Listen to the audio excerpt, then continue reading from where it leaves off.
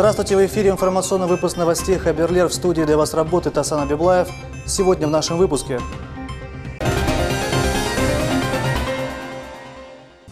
В Крыму продолжает свою работу международная конференция.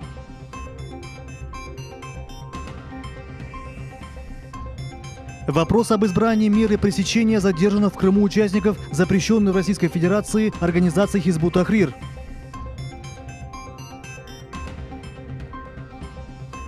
Заседание комиссии по межнациональным отношениям.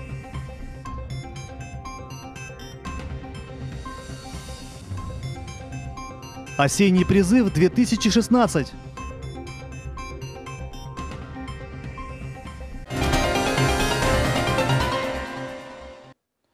В Крыму продолжает свою работу международная конференция «Крым в современном международном контексте». Участие принимают представители более 20 государств, в том числе журналисты, общественные деятели, политики. Обсуждается роль гражданского общества и народной дипломатии в развитии сотрудничества в Черноморском регионе, расширение диалога культур и религий, укрепление связей крымских национально-культурных автономий и общественных организаций с зарубежными диаспорами. Второй день конференции был посвящен общественной дипломатии, международному деловому сотрудничеству. Встреча официальных представителей из разных государств стала площадкой обсуждения вопросов, представляющих взаимный интерес, таких как культурно-гуманитарные связи и формирование диалога со странами ближнего зарубежья.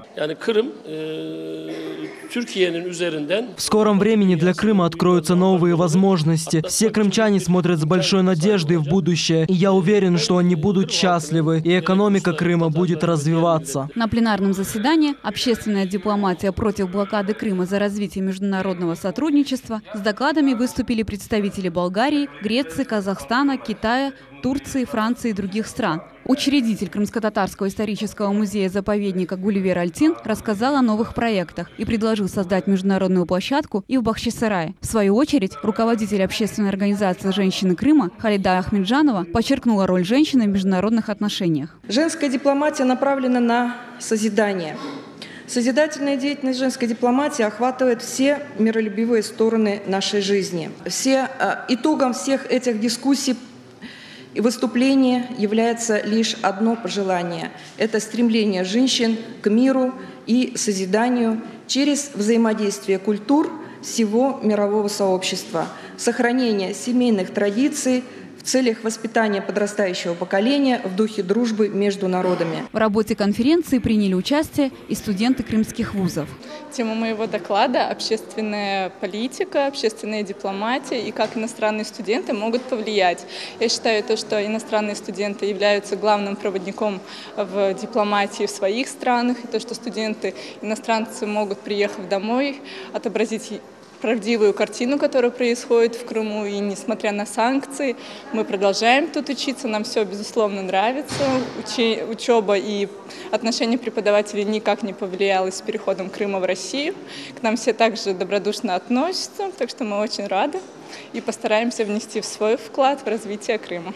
Представители 10 стран предложили создать международный молодежный центр по развитию общественной дипломатии. На сегодняшний момент мы утвердили концепцию международного молодежного центра и создали рабочую группу, которая будет заниматься непосредственно реализацией, сначала выработкой и реализацией плана действий на 2016-2018 год.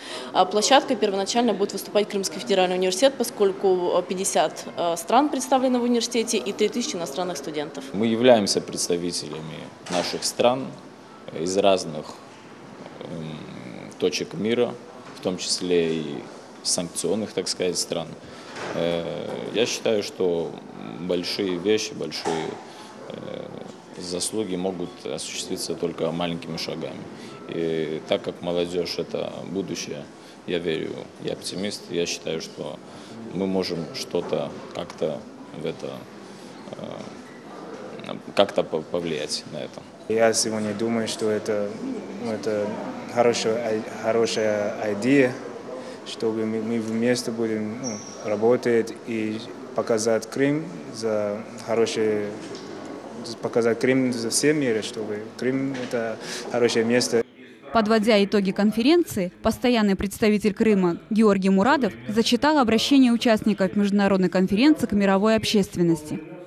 Предлагаем всем заинтересованным институтам гражданского общества рассмотреть возможность проведения в 2017 году первого международного конгресса за мир, безопасность и международное сотрудничество в Ялте, Республика Крым, Российская Федерация, и обратиться к руководству России и Республики Крым с просьбой о поддержке этой инициативы.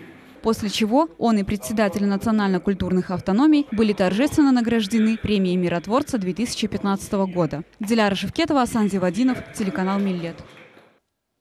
Сегодня в Киевском суде Симферополя решался вопрос об избрании меры пресечения задержанных в Крыму участников запрещенной в Российской Федерации террористической организации Хизбут Тахрир. Напомним, что оперативники УФСБ по Республике Крым провели в Симферополе и Симферопольском районе несколько обысков участников запрещенной в Российской Федерации религиозной организации Хизбут Тахрир, в результате которых было задержано 5 человек. В Киевском районном суде состоялось заседание обвиняемых по делу Хизбут Тахрир братьев Абдуллаевых Тимура и Узеира, Рустема Исмаилова, Эмиля Джемадинова и Айдера Салидинова. Подсудимым инкриминируется статья 205.5 Уголовного кодекса Российской Федерации «Организация деятельности террористической организации и участие в ней». На основании изложенного в руководстве статьей 108 УПК Российской Федерации суд постановил ходатайство старшего следователя Горбачева об избрании меры пресечения или заключения под стражу Абдуллаева Тимур Рза Аглы.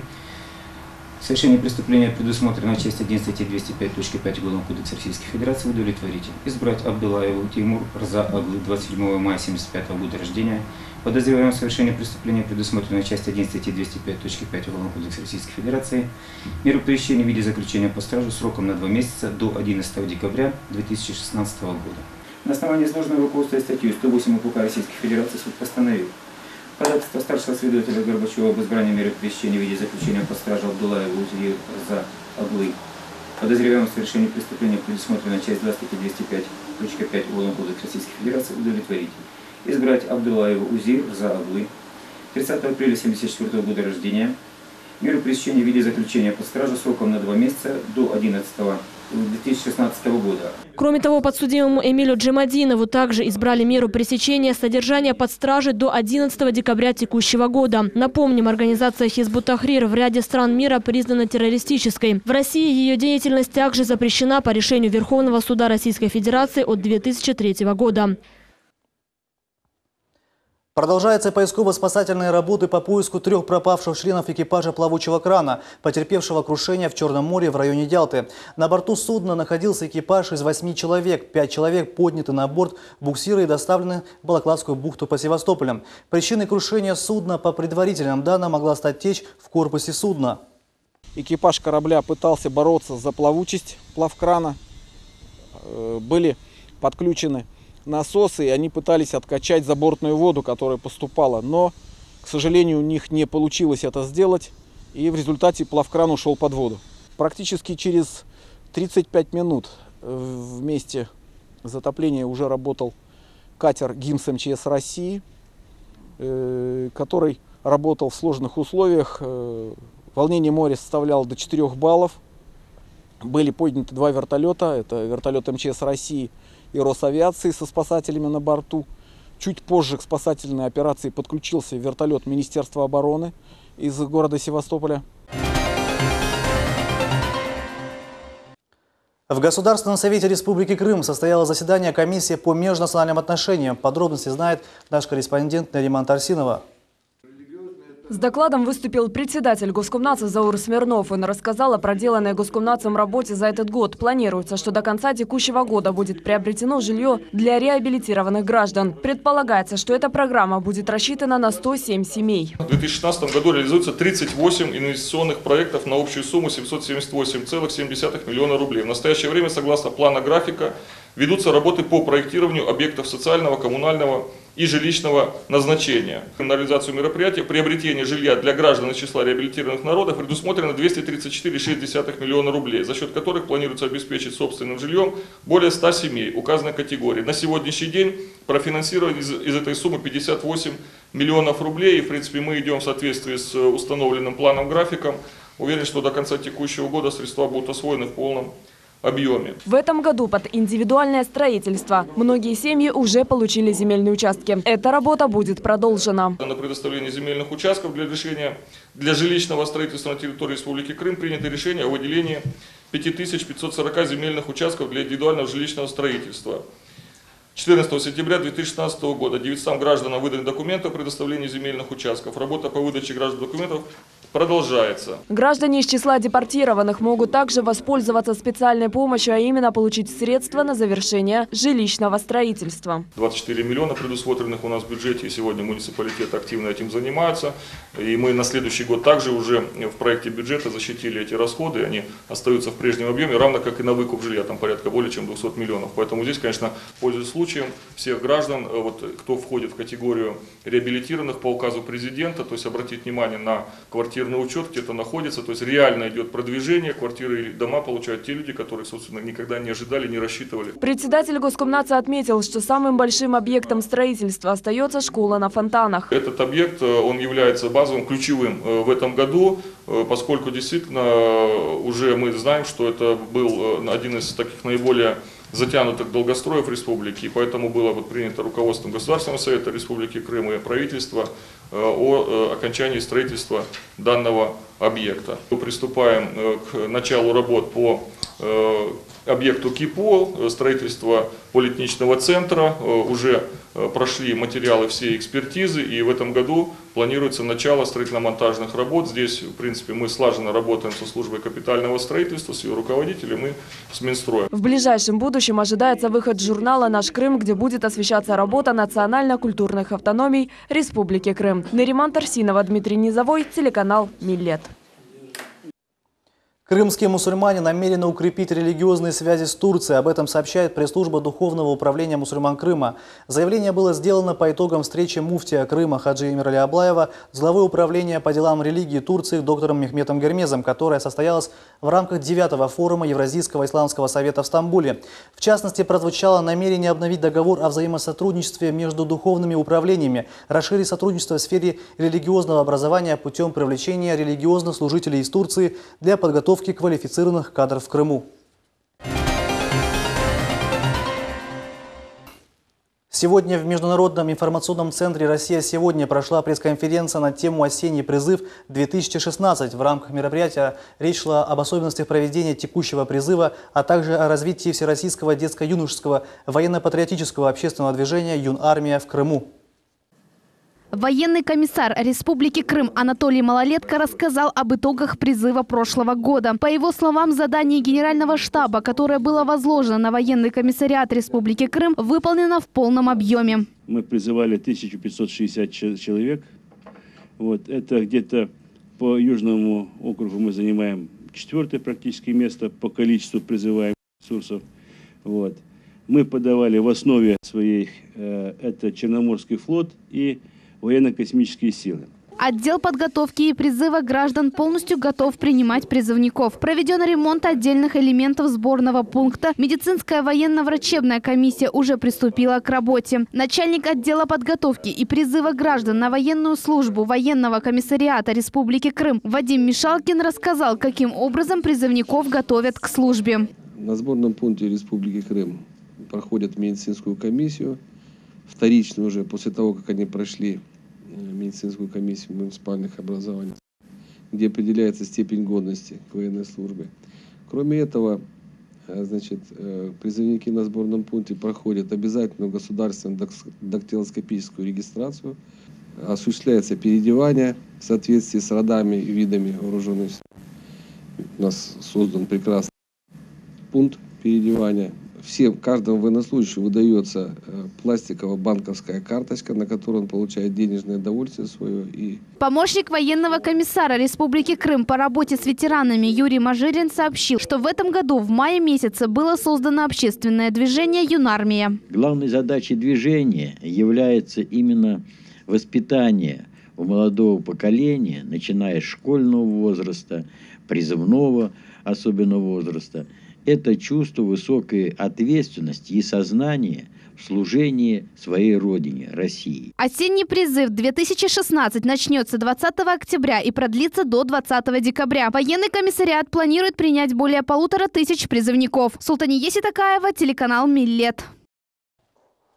Россия прекратила действие соглашения с Украиной по нефтепродуктопроводам. Распоряжение опубликовано на сайте российского правительства. Как следует из распоряжения, соглашение, подписанное в 1995 году, было расторгнуто в связи с нецелесообразностью участия в нем России после того, как Транснефть продала проходящие по территории Украины участки трубопроводов швейцарской компании.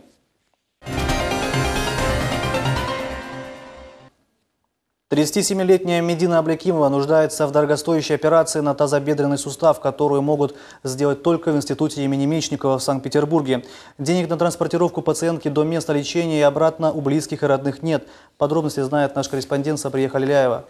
На протяжении 1,5 лет врачи Белогорской центральной районной больницы и Симферопольской клинической больницы скорой медицинской помощи номер 6 пытаются поставить на ноги Медину Аблякимову после того, как она выпала с балкона 5-го этажа. Женщина перенесла уже 12 операций.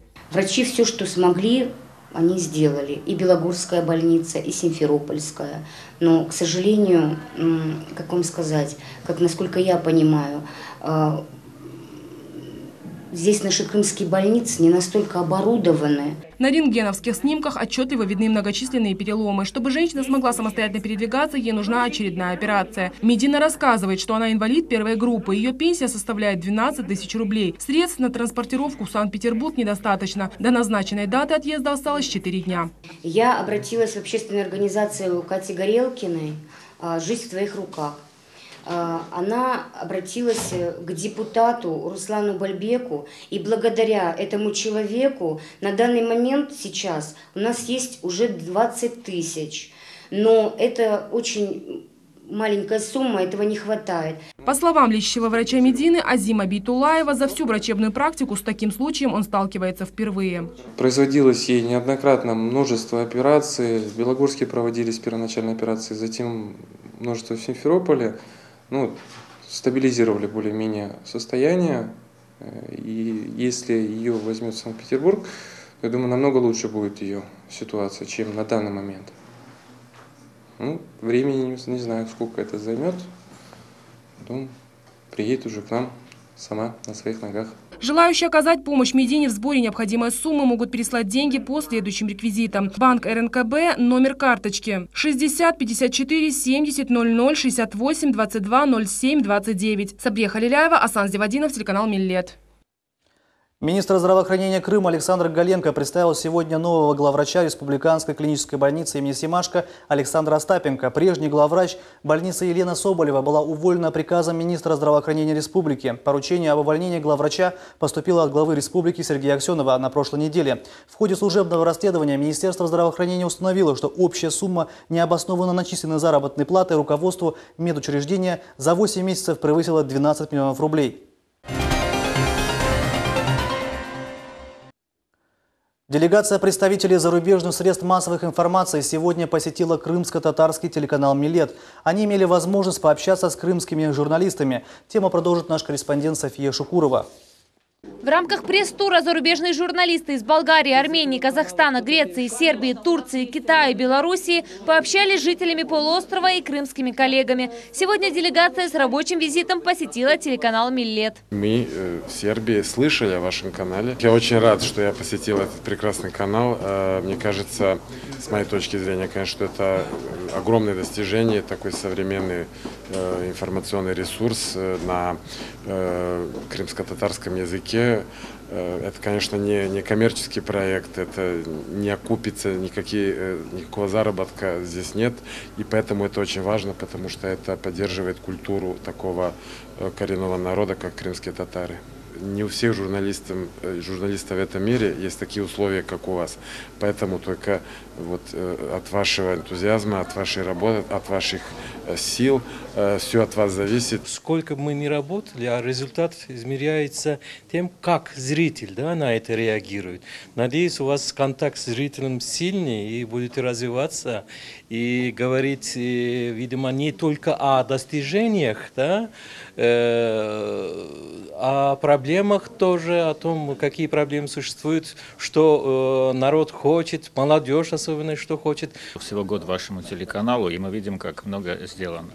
Мы видим, как много молодых людей работает в вашем телеканале. Это, наверное, было самое приятное для всей нашей группы, потому что всегда, когда видишь, как молодежь куда-то приходит, начинаются новые инициативы, новые идеи, это всегда обязательно даст плоды. Мы понимаем, что работа вашего канала не самая легкая работа в Крыму. Мы смотрим, правда, на это немного со стороны, но понимаем, что есть очень много задач, которые вам предстоит решать именно усилиями молодого коллектива. И мы очень надеемся, что у вас все получится, и ваш телеканал завоюет аудиторию и будет одним из популярных в Крыму. Заместитель генерального директора Сусана Халилова провела экскурсию для работников зарубежных СМИ. Рассказала им о работе телеканала.